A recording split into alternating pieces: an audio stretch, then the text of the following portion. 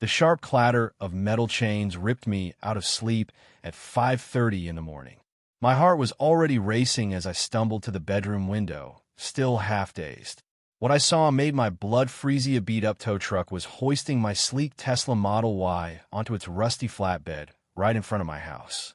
60 grand of my hard-earned money was being dragged away like scrap. I threw on a robe, slipped into my worn-out slippers, and sprinted outside, my pulse hammering in my ears. "Hey, stop. That's my car," I yelled, flailing my arms as I bolted down the driveway. The driver, a hulking guy with tattoos snaking up his arms, barely glanced at me. He just smirked in his side mirror, gunned the engine, and peeled out, Leah VYing me, choking on exhaust fumes as my Tesla disappeared around the corner of Oakwood Lane.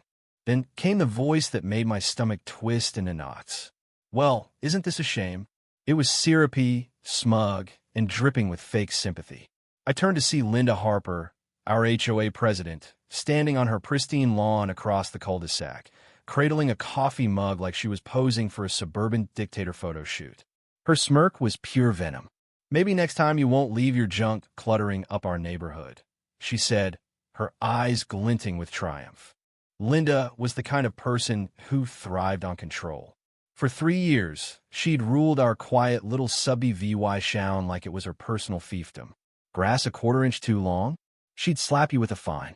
Mailbox not the exact shade of HOA-approved slate gray. Expect a citation. And heaven help you if your trash cans lingered curbside a minute past pickup. She strutted around with a clipboard, a measuring tape, and a color chart, wielding them like weapons. I've been working from home for a while now, consulting for a tech firm, which meant my Tesla often sat parked legally in front of my house for 3, sometimes 4 days at a stretch. It wasn't blocking anyone, wasn't breaking any city rules. But Linda had it out for me ever since I embarrassed her at an HOA meeting 3 months back. She tried to fine me for VY Cybele garbage bins on a non-pickup day, even though they were hidden behind my fence. I quoted the bylaws right back at her, pro-VYing she was wrong. Her face went beet red, and she stormed out. I knew she'd been plotting her revenge ever since. Furious, I marched across the street, my slippers slapping the wet pavement. "Linda, what the hell just happened? Where's my car?" She took a slow, deliberate sip of her coffee, her smile so condescending it could have curdled milk. "Language, please. This is a family neighborhood," she cooed, like she was scolding a child. "As for your vehicle, it was abandoned. The HOA has every right to remove eyesores like that." I stared at her, dumbfounded. "Abandoned? I drive that car. I was literally asleep in my house." She pulled out her phone, flashing time-stamped photos of my Tesla in the same spot for days. HOA rules state that any vehicle unmoved for over 48 hours without notice is abandoned, she said, her voice smug as ever. "You got a warning. Check your mailbox." I stomped back to my house, and sure enough, a yellow envelope was sticking out of my mailbox, one that definitely wasn't there last night. Inside was an official HOA notice dated 3 days ago, claiming my car was abandoned. But I check my mail every day. This paper looked fresh, like it had been printed hours ago. Something was seriously wrong. I called the towing company listed on the notice, but after being bounced around, the dispatcher dropped a bomb. "We don't have any record of a Tesla towed from your neighborhood today. We don't even do HOA tows." "Sounds like theft to me, sir. Call the police." My heart pounded as I dialed the city's towing contractor. Same Storino Tesla, no record. This wasn't a tow. Someone had stolen my car, and Linda Harper was neck-deep in it. For 2 hours, I hit dead ends. The number on the notice led to a dead voicemail. The towing company didn't exist in the city's database.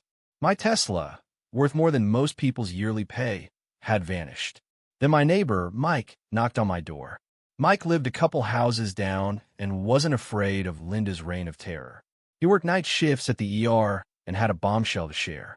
"Man, I saw something weird yesterday," he said, holding up his phone.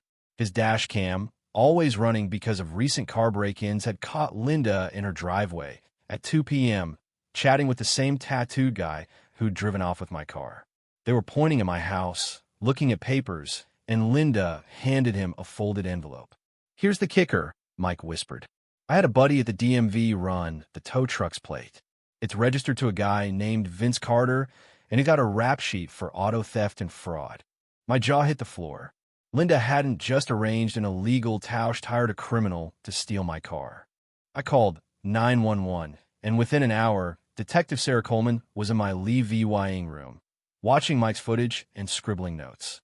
She studied the forged notice and the fake towing company details. Mr. VYS, this looks like conspiracy to commit theft of felony, she said, her voice calm but firm. If your HOA president knowingly hired a criminal to take your car under false pretenses, she's in deep trouble. The next morning, I watched from my kitchen window as police cars rolled up to Linda's house. The look on her face when they knocked pure, unfiltered panic was almost worth a nightmare. She came out of her bathrobe, while VYing her arms, trying to spin some story, but the officers weren't buying it. Meanwhile, they tracked down Vince and my Tesla, stashed in a sketchy lot on the edge of town, probably headed for a chop shop. Vince, caught red-handed, spilled everything to save his skin, pointing the finger straight at Linda. Detective Coleman called later that day, and I could hear the satisfaction in her voice. We got them both. Carter admitted Harper paid him $500 cash to take your car.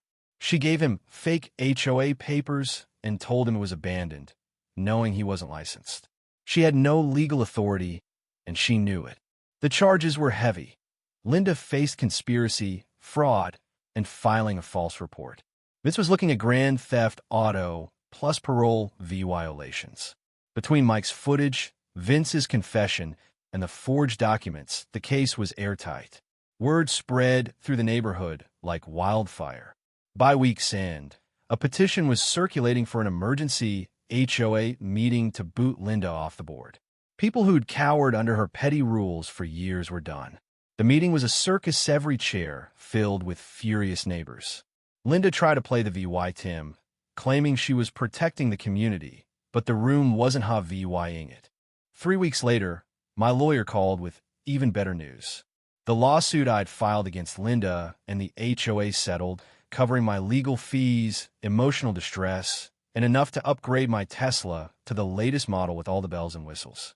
Linda, the woman who'd terrorized us over mailbox shades and lawn clippings, got 2 years in prison and due law $20,000 in fines. In court, when the judge read her sentence, she collapsed into sobs, finally realizing her power trips had consequences. The neighborhood felt lighter after that. We'd taken back our little corner of the world. But as I sit here, new Tesla in the driveway, I can't help but wonder how many other Lindas are out there, hiding behind clipboards and fake smiles. What would you do if someone like her came for you? Would you fight back or let slide? And here's the big one: was Linda just a petty tyrant?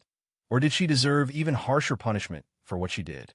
Drop your thoughts below, hit that like button if you're as fired up as I am, and subscribe to catch more stories like this. Let's keep the conversation going.